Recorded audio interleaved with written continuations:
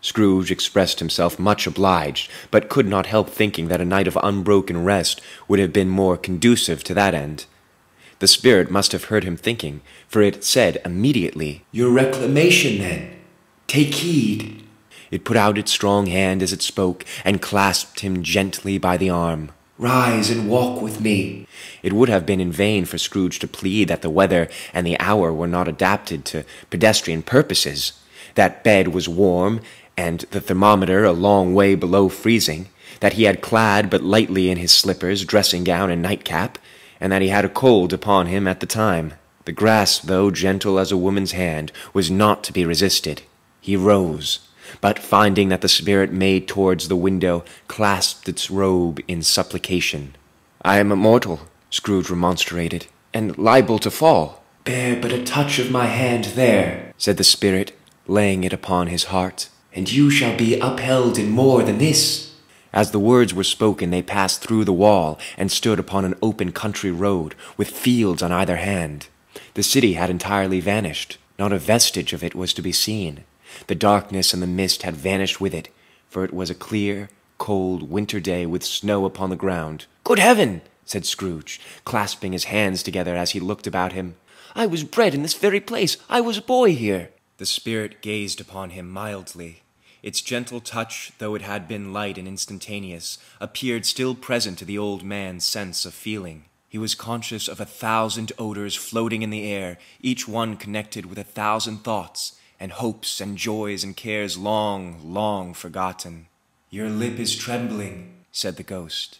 "And what is that upon your cheek?" Scrooge muttered with an unusual catching in his voice that it was a pimple, and begged the ghost to lead him where he would. "You recollect the way?" inquired the spirit. "Remember it!" cried Scrooge with fervor. "I could walk it blindfold." "Strange to have forgotten it for so many years," observed the ghost. "Let us go on." They walked along the road, Scrooge recognizing every gate and post and tree, until a little market town appeared in the distance, with its bridge, its church, and winding river.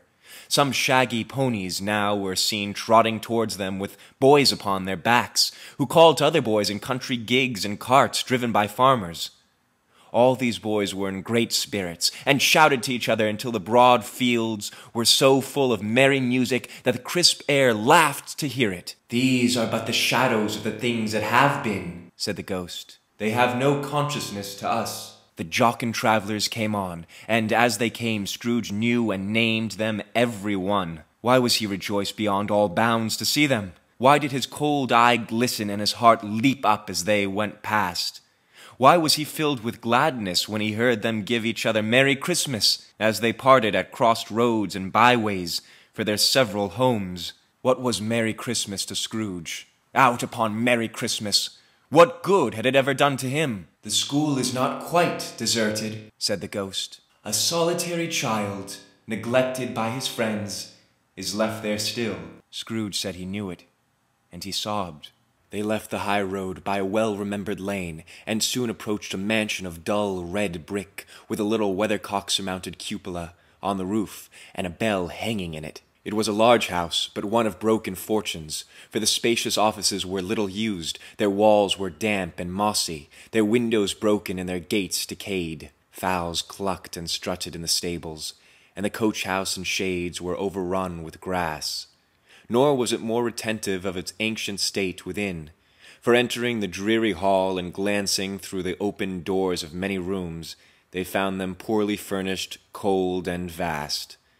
There was an earthly savor in the air, a chilly bareness in the place, which associated itself somehow with too much getting up by candlelight, and not too much to eat. They went, the ghost and Scrooge, across the hall, to a door at the back of the house. It was open before them, and disclosed a long, bare, melancholy room, made barer still by lines of plain deal, forms, and desks. At one of these a lonely boy was reading near a feeble fire, and Scrooge sat down upon a form, and wept to see his poor, forgotten self as he had used to be. Not a latent echo in the house, not a squeak and scuffle from the mice behind the paneling, not a drip from the half-thawed waterspout in the dull yard behind, not a sigh among the leafless boughs of one despondent poplar, not the idle swinging of an empty storehouse door, no, not a clicking in the fire, but fell upon the heart of Scrooge with softening influence, and gave a freer passage to his tears.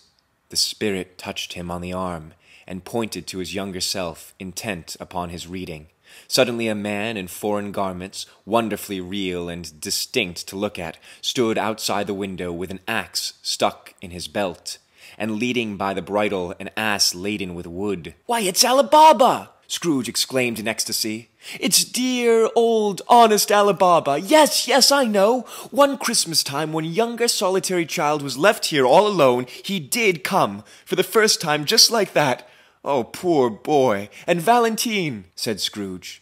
"And his brother Orson, there they go. And what's his name, who was put down in his drawers asleep at the gate of Damascus? Don't you see him? And the Sultan's groom turned upside down by the genie? There he is upon his head. Serve him right, I'm glad of it.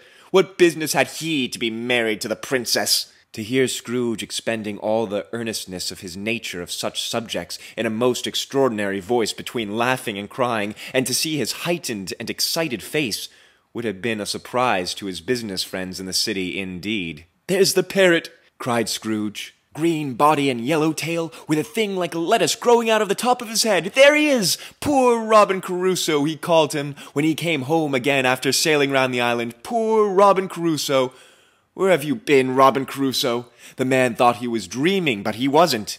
It was the parrot, you know. There goes Friday, running for his life to the little creek. "Halloo! Whoop! Halloo!" Then, with a rapidity of transition, very foreign to his usual character, he said, in pity for his former self, "Poor boy," and cried again. "I wish," Scrooge muttered, putting his hand in his pocket and looking about him, after drying his eyes with his cuff, "but it's too late now." "What is the matter?" asked the spirit. "Nothing," said Scrooge. "There was a boy singing a Christmas carol at my door last night. I should like to have given him something, that's all." The ghost smiled thoughtfully and waved its hand, saying as it did so, "Let us see another Christmas." Scrooge's former self grew larger at the words, and the room became a little darker and more dirty. The panels shrunk, the windows cracked, fragments of plaster fell out of the ceiling, and the naked laths about. Scrooge knew no more than you do.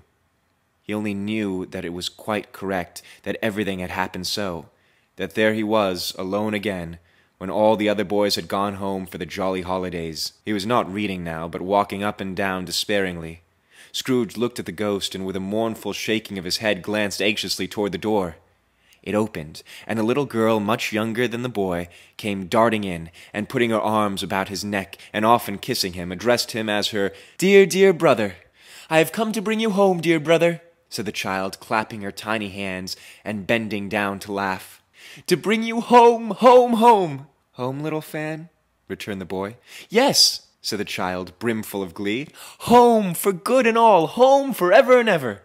Father is so much kinder than he used to be, that's home like heaven. He spoke so gently to me one dear night when I was going to bed, that I was not afraid to ask him once more if you might come home. And he said, yes, you should, and sent me in a coach to bring you, and you're to be a man," said the child, opening her eyes, "and are never to come back here, but first we're to be together all the Christmas long, and have the merriest time in all the world." "You are quite a woman, little Fan," exclaimed the boy. She clapped her hands and laughed, and tried to touch his head, but being too little laughed again and stood on tiptoe to embrace him. Then she began to drag him in her childish eagerness toward the door, and he, nothing